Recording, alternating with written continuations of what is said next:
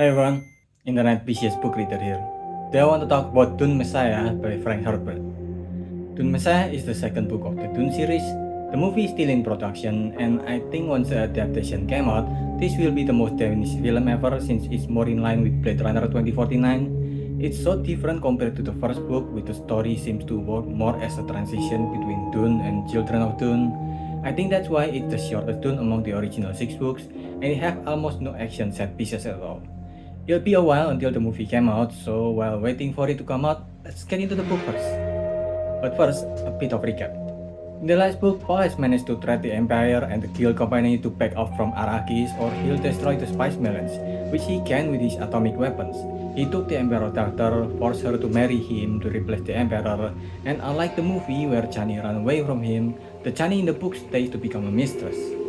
Also from the first book, we know that Paul is trained as both a Bene Gesserit and a Mentat, and by the end of the last book, he became the Bene Gesserit Kwisatz Haderach, which ironically became their opposition when he officially took the title of Lisan al-Gaib, the prophet and the leader of the Freemen. And because of the ritual from drinking the divine water that his mother take, his sister Alia was born with the memory of every divine mother of Bene Gesserit and can think and talk like an adult even as a baby. In Dune Messiah, Alia took the role of the Divine Mother just like her mother did, while Jessica, her mother, did not make an appearance in Dune Messiah at all, not even once. The book opened with a prisoner interrogation, a historian who is writing the truth of what happened thus far, but was put into prison by the Freeman priest for being blasphemous by saying things that we know to be true, like Paul Muad'Dib is born Paul Atreides first, that the spice melons that gave him the ability to read the future also gave him an addiction that turns his eyes blue, or that he's Bene Gesserit and a Kwisatz Haderach before he was Lisan al-Gaib. Which show us two things. One is how much the Freeman wanted to preserve the image of Paul or Lisan al-Gaib, and it also that the Freeman did not become the hero of the story, even when they are the winner of the last war against the villainous Harkonnen in the first Dune. Then, since this book moved from scene to scene awkwardly, we move to another place where 4 people from different parties are there, plotting on how to kill Paul without turning him into a martyr. Gaius Helen, the old face of the Bene Gesserit Reverend Mother, Edric, the representative of the guild, a guildsman Stearman who is a blob of flesh living in a chemical tanks who want to get back the control over Spice Melon's production. Scytale, the newly introduced Drelaku, he's a face changer in a group who are the forefront of science in the world of Dune, even managing to create their own Kwisatz Haderach before the Bene Gesserit succeeded and taking him out.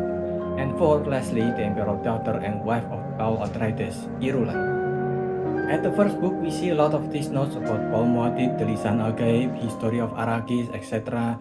that is taken from books or notes written by Princess Irulan. At face value, it presents itself like the princess contributes a lot to Paul's ruling, but after she was married to Paul, she quickly found out that she's only wife by title, and the only thing she can contribute is these papers. Paul let Irulan sit with him in political council, but other than that he never showed her any warmth. The only woman Paul with is still only Chani, but Irulan is at her limit of patience because what she wanted more than anything is for the continuation of the Emperor lineage, which Paul is not giving her. That's also why she has been secretly feeding Chani some contraceptive, so she won't give birth to Paul's children to inherit his kingdom, which has become quite a large kingdom, currently the largest there is even. After Paul got control of the Spice Melons, it's obvious how much power he'll get in the Dune universe, since it's the only thing that everyone covet.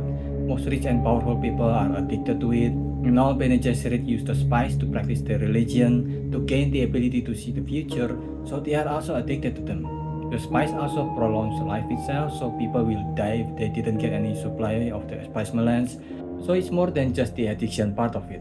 There's a reason why those who control the spice control the universe, and we see it in full force through how much space Paul and the Freeman has owned.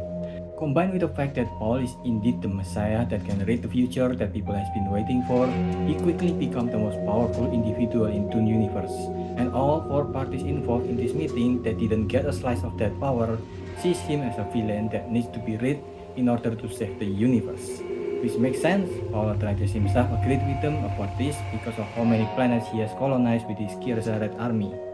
Their secret weapon for this is the dead body of Duncan Idaho that the Drelaku has been keeping. He's the swordmaster that sacrificed himself to save Paul and Jessica back in the first book when they escaped from the Harkonnens. They are planning to resurrect him and use him to attack Paul. The book calls it Drelaku Gola. It's a similar concept to zombies, which means Dune's entire series that refuse to call a zombie, although to be fair, it's closer to homunculus since they've been making the dead body to recreate a new body for an artificial human.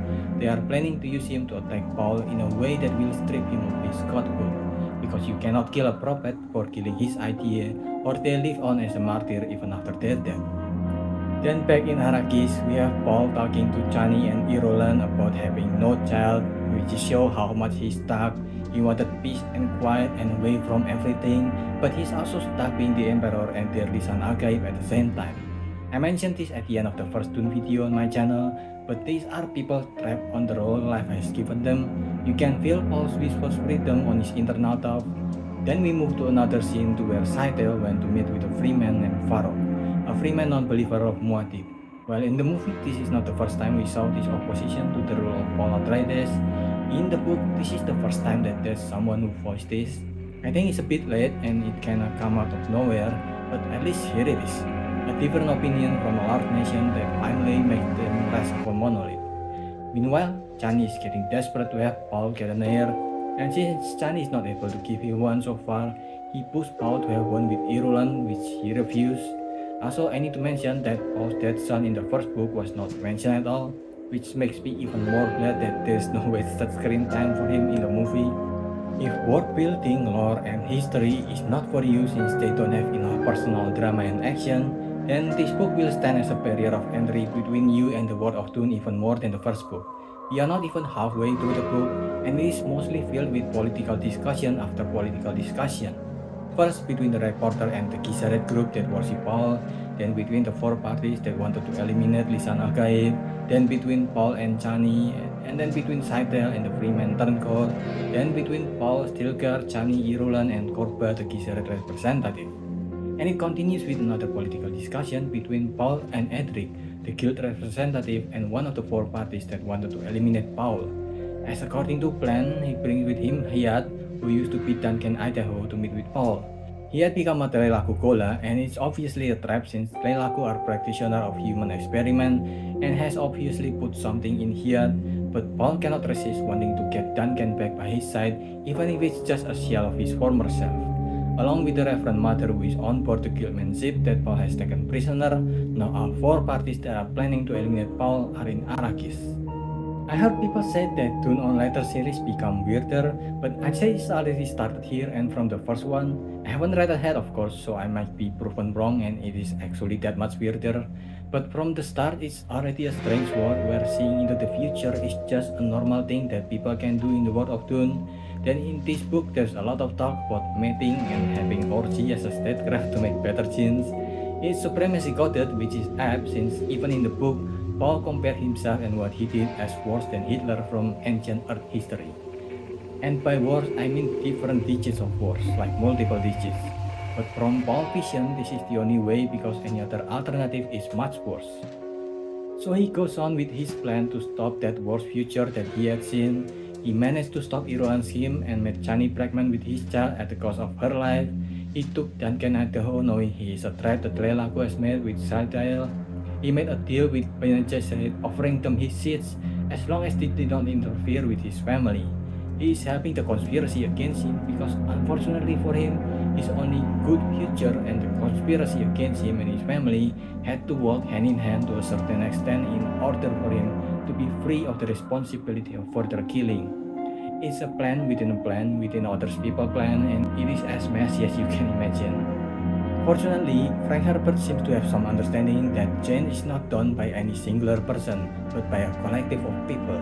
Maybe there is someone who become more famous among the collective, but when that person goes away or when they fall to their own hubris, that's when things usually turn south real fast, which becomes such a good core of the story.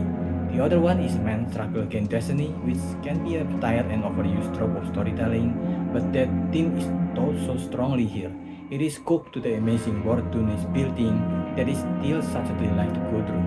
It's such an interesting take on people's relationship with power and how helpless they can be against absolute power. Subject: worshipper and enemies more likely. Did any among them see beyond rigid belief? Where was one man would escape the narrow destiny of his prejudice? Not even an emperor escaped. He'd live a take everything life. tried to create a universe in his own image, but that exultant universe was breaking across him at last with its silent wave. And as I suspected since the first book, this is not a heroic action story, it's a tragedy. Paul's life and ability is basically having the ability to see all the multiple endings he can have with his life and saying that all of them are super horrible, even the least horrible one. Which is why he did what he did in the first book and this book and ends up being blind and lost and alone.